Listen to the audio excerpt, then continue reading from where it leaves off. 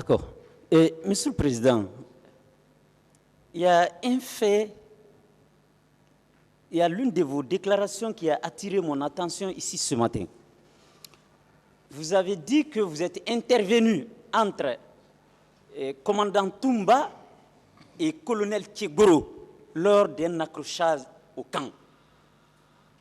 Est-ce que c'est cet accrochage qui a permis à Toumba de faire quitter colonel Tchegoro du camp pour le faire loger en arrière-camp?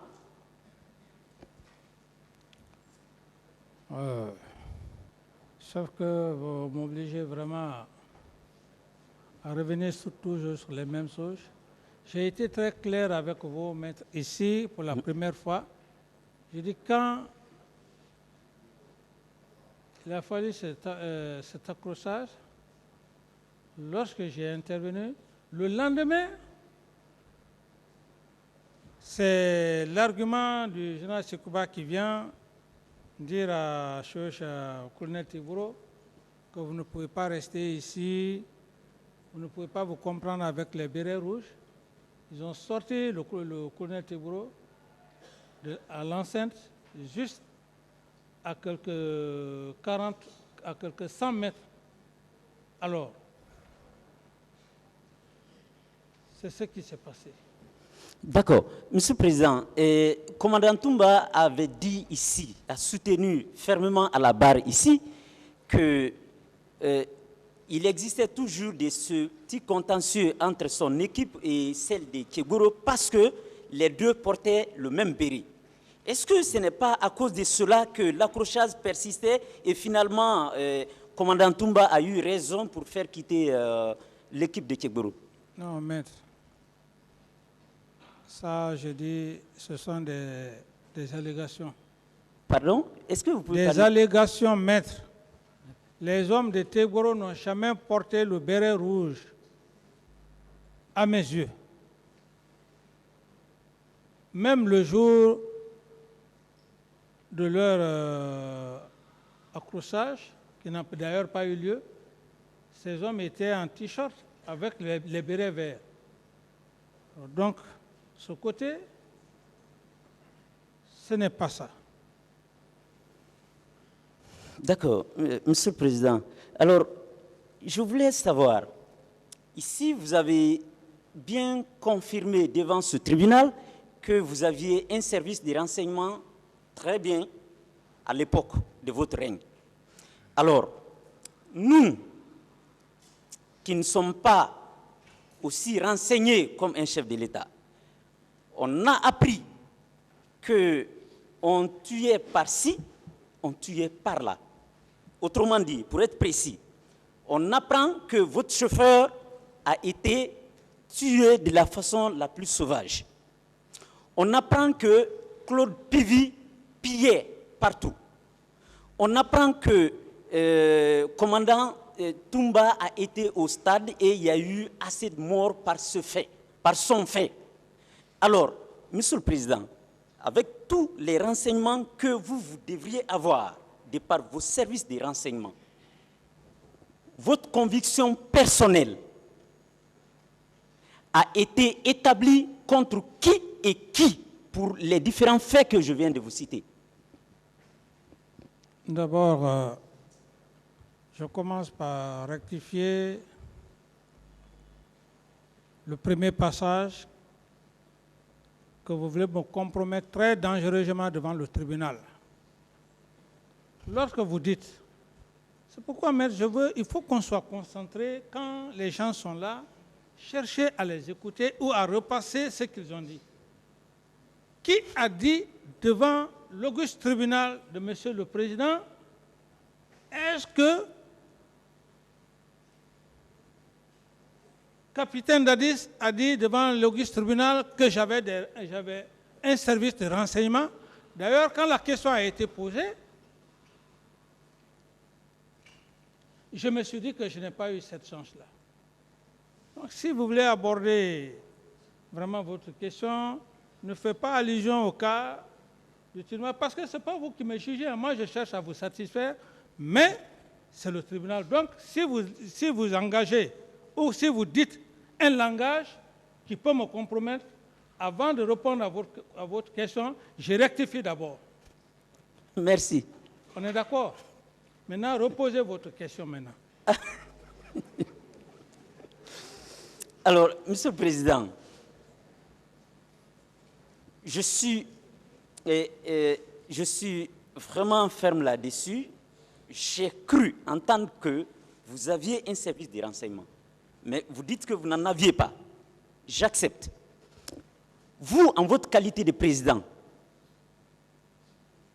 à l'époque des faits, vous aviez affaire avec une armée non structurée, comme vous l'avez dit, comme vous disiez.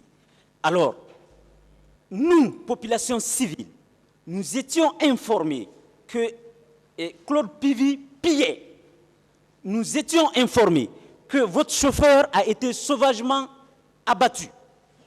Nous étions informés des actes d'atrocité que colonel Keburo infligeait aux citoyens dans des cellules. Alors, Monsieur le Président, vous, en votre qualité de président, est-ce que vous étiez informé de ces actes? Donc, je disais, maître, comme la fois dernière, je dis que je n'ai pas eu cette chance-là. En matière de renseignement, il faut juste avoir la chance. Sinon, les renseignements en tant que tels, si vous avez des mauvaises personnes autour de vous, vous n'aurez jamais des informations. Et il y a ce qu'on appelle le BRQ, le bulletin de renseignement quotidien, vous n'allez jamais l'avoir si vous êtes mal entouré. Ça, c'est un. Deux, par rapport au problème de pillage que vous faites allusion à l'égard du colonel Pivy, je suis désolé de vous dire que pas un seul jour au camp Al-Faya qu'on est venu me dire que le colonel Claude Pivy a pillé. Au contraire, j'apprenais par contre qu'il allait dans des lieux, dans des quartiers où ça n'allait pas. Ça, c'est le cas du colonel Claude Pivy. Si vous n'êtes pas convaincu, moi, ce que j'ai observé, ce que j'ai dit, que vous envoyez,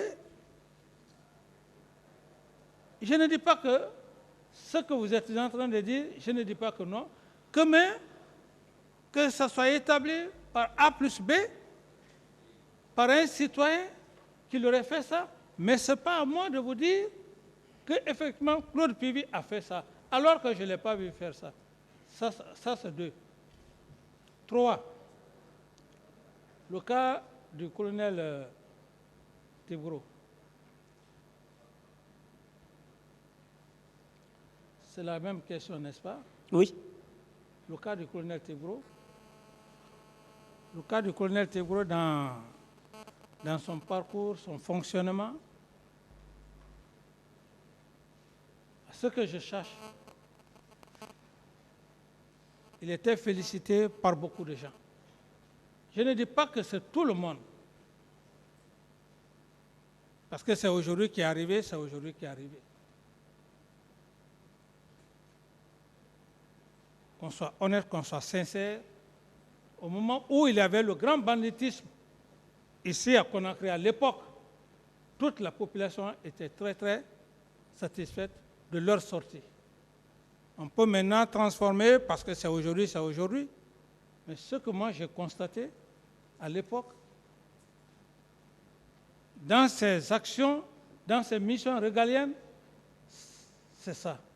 Ensuite, le cas de mon chauffeur. Lequel des chauffeurs? Sankaran. C'est ce que vous avez comme un chauffeur qui a été assassiné. Voilà, c'est ce que je viens de vous dire, maître.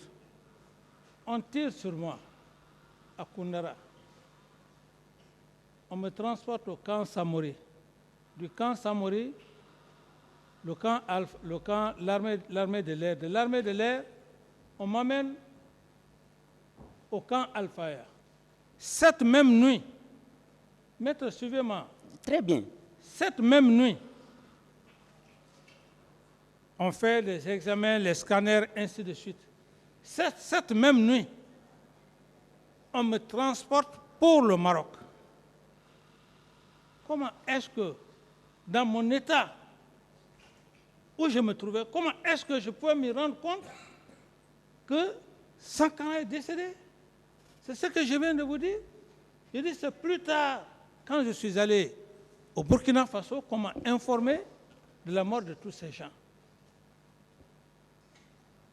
Feu Joseph Makambo, paix à son âme, et Sankara.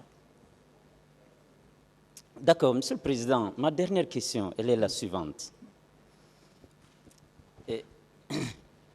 En votre qualité de président, de chef d'État d'alors, sachant que vous étiez le garant de la sécurité de la population et de leurs biens, Monsieur le Président, de tels carnages s'effectuent pendant votre règne.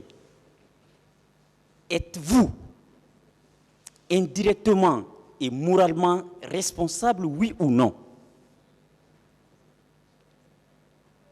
Non, je ne suis pas pénalement responsable. Moralement, je suis choqué même où je suis, à l'heure où je suis assis. Même après le procès, quand je serai acquitté, je sais que M. le Président va m'acquitter, je serai toujours choqué. Suivez-moi. Ce n'est pas mon acquittement, quand ça va arriver, qui va dire que je ne suis pas choqué. Moralement, je suis choqué. Parce que ce sont des âmes innocentes qui ont perdu la vie.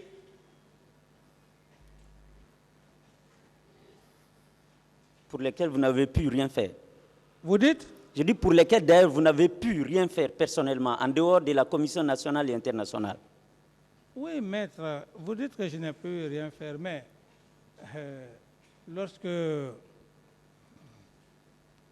quand il y a eu le cas des blessés, ce que j'ai pu faire, je n'ai rien fait. Comme vous le dites, je n'ai pas besoin de revenir là-dessus. Le ministre Diaby avait suffisamment parlé de ça.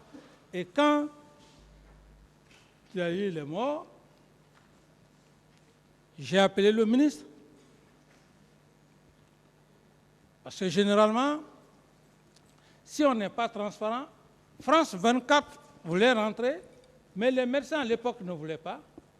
Quand je fus informé, j'ai appelé le ministre. Il a été de bonne foi. Les corps que vous avez vus exposés à chose, comme on appelle, à Faisal, je lui ai donné instruction. Je dis, laisse France 24 filmer. Alors, si dans tout ça, vous dites que je n'ai rien fait. Non, c'est au titre de la sanction que je parlais.